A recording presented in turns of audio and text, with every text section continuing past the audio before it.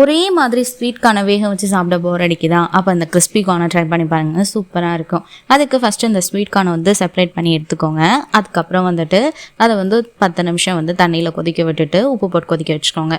அதுக்கப்புறம் 2 ஸ்பூன் அரிசி மாவு, 2 ஸ்பூன் கார்ன்ஃப்ளவர் மாவு, கொஞ்சமாக மிளகாத்தூள் அதெல்லாம் போட்டு நல்லா மிக்ஸ் பண்ணக்கப்புறம் இந்த வேக வச்ச கார்னையும் வந்துட்டு தண்ணி இல்லாமல் வடிகட்டி உப்பு சேர்த்து நல்லா வந்து மிக்ஸ் பண்ணிக்கோங்க. எப்படின்னா இந்த ஒன்றோட ஒன்று ஒட்டாத அளவுக்கு நல்லா மிக்ஸ் பண்ணிக்கோங்க. அதுக்கப்புறம் வந்து இது பொரிக்க தேவையான அளவுக்கு எண்ணெய் ஆட் பண்ணிக்கோங்க. அதில் வந்துட்டு கொஞ்சம் கொஞ்சமாக அதை போட்டு நல்லா டீப் ஃப்ரை பண்ணுங்கள்.